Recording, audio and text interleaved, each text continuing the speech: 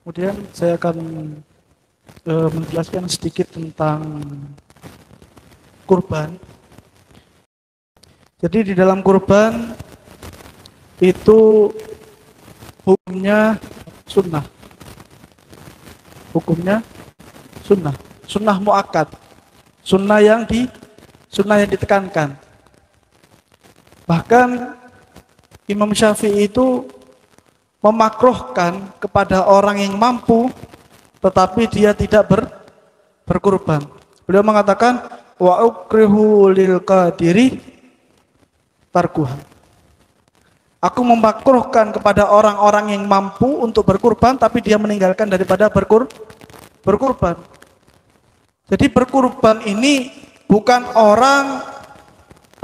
bukan kegiatan satu kali dalam seumur hidup, bukan. Berkurban ini adalah kegiatan satu kali dalam setahun bagi orang yang mampu. Jadi kalau orang tidak mampu pengen berkurban, yang penting ojo berkurban perasaan. Yang penting jangan berkurban perasaan. Bahkan imam yang lain itu mengatakan kalau kamu memiliki keinginan yang kuat, azam yang kuat ingin berkurban tapi tidak punya uang, maka beliau mengatakan wis ayam itu cukup untuk berkurban. Yang penting apa? Mengalirkan daripada darah dan daging dijadikan untuk berkurban akan disedekahkan kepada orang yang lebih membutuhkan. Jadi berkurban itu intinya bersedekah. Bersedekah. Jadi orang-orang yang tidak mampu itu jangan berkecil hati. Orang-orang yang tidak mampu jangan berkecil hati. Kalau memang saya ini sudah tidak mampu buat beli kambing, apalagi sapi, apalagi unta tidak ada, sudah tidak usah dibahas. Tidak mampu semuanya sudah, tapi saya mampu buat beli ayam. Terus beli ayam, berkurban, mengalirkan darah, insya Allah dengan niatnya antum seperti itu, dosa-dosa yang antum lakukan di dunia akan diampuni oleh Allah Subhanahu wa Ta'ala. Kemudian kapan sih waktunya berkurban ini? Kapan? Di waktunya berkurban itu ketika tanggal 10 bulan Dzulhijjah, terbitnya matahari tanggal 10 bulan Dzulhijjah sampai tanggal 13, 3 hari Yaumut Tasyrik, sampai Yaumut Tasyrik tanggal 13 terbenamnya matahari selesai. Bahkan imam-imam yang lain mengatakan kalau pendapat Imam Syafi'i seperti itu, sampai terbenam matahari di tanggal 3 hari Tasyrik selesai. Imam yang lain mengatakan bahkan tanggal 12 terbitnya matahari, terbenamnya matahari, maka selesai. Itu menurut pendapat imam yang lain. Tetapi pendapat kuat menurut Imam Syafi'i, selesainya itu tanggal 13 Dzulhijjah, tanggal 3 Yaumut Tasyrik, hari Tasyrik. Jadi tanggal 13, mulainya itu tanggal 10, 11, 12, 13. Itu pendapat Imam Syafi'i. Kemudian kapan mulai penyembelihannya ini kapan? Jadi diukur sudah. Kalau misalkan adzan ya, sholat idnya 15 menit 10 menit lah. 15 menit 10 menit. Ada sholat sama khutbahnya 20 menit misalkan. Rata-rata 20 menit. Setelah 20 menit ada masjid lain yang belum selesai, wis tidak apa-apa, langsung menyembelih daripada hewan kurban. Jadi tidak perlu menunggu daripada yang masjid. Kalau yang di masjid belum selesai, sudah boleh kita untuk menyembelih daripada hewan kurban. Kemudian afdoliyah daripada penyembelihan hewan kurban. Yang afdol itu daripada 3 hewan, jelas yang pertama unta, yang kedua sapi, yang ketiga kambing. Dari ketiga itu mana yang lebih afdol? Lebih afdol jantan atau lebih afdol betina? Yang lebih afdol daripada hewan tersebut adalah yang jantan. Meskipun itu kambing atau sapi, yang afdol itu jantan. Tapi kalau misalkan tidak ada sudah cuma tinggal betina di kandang ini, cuma tinggal betina, tidak apa-apa. Ini kan cuma afdoliyahnya, afdoliyahnya. Biasanya kalau afdoliyahnya itu ada keistimewaannya. Kalau yang jantan itu dikatakan dia itu bau dagingnya itu lebih harum, juga dagingnya itu lebih enak. Itu kalau jantan. Yang betina juga gitu, sama enak, cuman lebih enak daripada yang jantan. Cocok ngomong kayak wingi kok di roasting maneh kok. Cois. Hah? Mbois. Kambing. Mari ngono. Habis gitu umurnya hewan kurban ini berapa? Umur hewan kurban yang boleh untuk dikurbankan. Pertama kita membahas kambing. Kalau kambing kacang itu umurnya umur 2 tahun masuk ke 3 tahun. Itu boleh untuk dikurbankan. Tapi kalau kambing gibas atau kambing domba yang putih itu biasanya itu umur 1 tahun masuk ke 2 tahun. Boleh juga dengan syarat poelnya gigi. Jadi kalau kambing gibas, kalau kambing yang putih itu masuk umur 6 bulan, kemudian giginya itu poel, lepas, itu sudah boleh untuk dikurbankan. Meskipun umurnya belum sampai 1 tahun, 6 bulan ke atas giginya sudah lepas, boleh untuk dikurbankan. Ini khusus cuman untuk kambing gibas, bukan kambing kacang. Kemudian untuk sapi umurnya sama kayak kambing kacang, umur 2 tahun masuk ke 3 tahun. Kemudian onta, kalau onta meskipun tidak ada di sini kita bahas. Kalau onta itu umurnya umur 5 tahun jalan ke 6 tahun, itu kalau unta. Jadi kalau di sini tuh wis kambing sama sapi diperhatikan daripada umurnya. Kadang orang ini kalau sudah akhir-akhir mepet, itu meskipun umurnya belum nyampe dijual. Nah ini kebiasaan orang-orang pedagang itu seperti itu. Kadang kalau sudah mepet, ini kambingnya, sapinya masih stok banyak, segala cara pun dihalalkan oleh mereka. Nah ini perlu hati-hati. Caranya gimana? Bawa orang yang tahu sama umurnya kambing atau sapi, bisa perkiraan lah. Oh, kalau ngelihat kambing seperti ini atau ngelihat sapi seperti ini sudah masuk umurnya sudah masuk. Nah, itu baru kita boleh untuk membeli dan untuk dikurbankan daripada hewan tersebut. Kemudian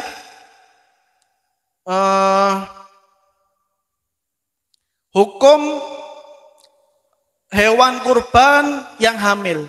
Bagaimana hukumnya ketika disembelih? Hewan kurban yang hamil, menurut pendapat yang lain tidak boleh untuk dikurbankan. Karena apa? Karena ketika hewan tersebut hamil, maka dagingnya itu berkurang. Hewan kambing tadi itu betina itu yang hamil, ketika dia hamil dagingnya berkurang. Karena apa? Karena sudah dimakan sama janin yang ada di dalam. Kenapa kok tidak boleh? Ya karena berkurangnya daging tersebut. Tapi menurut pendapat yang lain diperbolehkan. Karena apa? Karena kadang ada kambing betina itu yang hamil, tetapi badannya memang juga gemuk. Maka diperbolehkan untuk dikurbankan. Kemudian bagaimana hukum janin yang ada di dalam perut ibunya? Hukum janin yang ada di dalam perut ibunya. Ketika ibunya dipotong, misalkan ketika ibunya itu dikurbankan, kita lihat janin yang ada di dalam ini. Kalau janin yang ada di dalam sudah mati, maka dia sudah halal juga untuk dimakan tanpa disembelih, sembelih. Karena apa? Karena kematian janin mengikuti daripada kematian ibunya. Kemudian kalau janinnya itu masih hidup, bagaimana? Maka harus disembelih dulu. Tapi kalau mau disembelih, bisa disembelih dulu. Tapi kalau yang enggak, bisa untuk dipelihara lagi.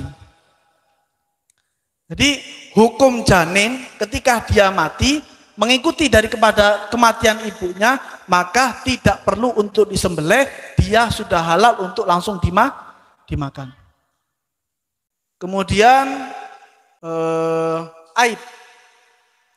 aib yang tidak boleh untuk dikurbankan. Jadi hewan kurban itu tidak semuanya boleh dikurbankan. Kita melihat dari fisiknya besar, cuman di dalam tubuhnya itu ada yang gopel misalkan. Contoh, ada satu kambing, badannya besar, gemuk, cuman telinganya ini tinggal separuh. Nah ini tidak boleh. Soalnya apa? Nakes dia. Mengurangi daripada dagingnya itu terkurangi akhirnya. Nah ini tidak diperbolehkan. Contoh lagi, ketika ada kambing yang buta. Loh kenapa kok bisa? Wong cuma mata kok. Iya, soalnya kambing ketika dia buta, maka dia ketinggalan daripada makan. Kalau kambing tersebut sudah ketinggalan daripada makan, maka badannya akan menjadi kurus. Nah, ini sebab tidak bolehnya badannya menjadi kurus. Dagingnya habis sudah. Karena apa? Karena dia sudah ketinggalan sama kambing-kambing yang lain, tidak bisa makan. Kemudian apa lagi? Kambing pincang. Kambingnya pincang. Kok bisa kambing pincang tidak boleh untuk dikurbankan? Sama juga, dia akan ketinggalan sama teman-temannya nanti. Koncone sebelayu kabeh, wis rebutan rumput, dia masih di belakang, jalan santai. Pincang soalnya, tidak bisa lari. Nah ini, sampai sana rumputnya sudah habis. Iya, kalau sudah kayak gitu, maka kambing tersebut akan kurus. Nah, dari sebab kurusnya itu dia tidak boleh untuk dikurbankan. Karena nanti ketika dikurbankan pun dagingnya sedikit. Kemudian cacat yang keempat apa? Bukan. Kambing gila. Kambing itu juga ada yang gila. Jadi kambing itu kalau misalkan gila, dia itu tidak kepikiran sudah buat makan. Wis ojo nganu kambing wis. Orang kalau sudah gila, mana ada pernah kelihatan orang gila makan nasi padang? Ono. Yo sing delok iku sing gendeng koyo iki. Ndak ada sudah. Kambing, begitu juga kambing. Kambing itu kalau sudah gila, dia tidak ngurus makan sudah.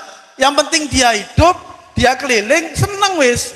Jadi makanya dari hal tersebut dia tidak boleh untuk dikurbankan. Karena apa? Karena di dalam tubuhnya tidak ada daging sedikit. Dagingnya itu cuma sedikit, tidak banyak. Jadi karena kurusnya kambing tersebut, maka dia tidak diperbolehkan untuk dikurbankan. Mungkin ini Al-Fakir hanya menyampaikan yang ada di sekitar kita. Jadi mungkin sedikit ini. Kemudian ada sedikit pesan bagi orang-orang panitia. Ini diperhatikan bagi panitia, tidak boleh berkurban di daerah masjid. Tidak boleh berkurban di daerah masjid. Karena apa? Karena berkurban hukumnya najis, darahnya itu najis. Maka dosa kalau orang itu berkurban di daerah masjid. Kecuali kalau masjid punya tanah sendiri. Masjid punya tanah sendiri. Itu tanahnya masjid bukan sebagian dari masjid sudah. Memang tanahnya sendiri. Dia boleh berkurban di situ dengan syarat harus membayar daripada sewa. Kalau dia sudah menyewa, uangnya dimasukkan ke dalam masjid, dia menyewa daripada tanah tersebut, baru dia boleh untuk berkurban di daerah tersebut.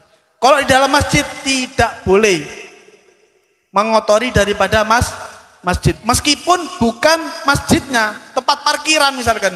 Tapi itu tanah sudah tanah wakaf masjid, tidak boleh hukumnya. Ini diperhatikan bagi para panitia. Kadang orang-orang itu banyak sapi, kambing, wis kabeh dikumpulno di kono, disembelih di situ. Ini tidak boleh. Najis. Nanti air masjid dipakai buat membersihkan darahnya. Ini tambah lagi sudah. Sudah menyembelih dalam masjid haram, kemudian pakai airnya masjid, tambah lagi haramnya sudah. Paham nih ya?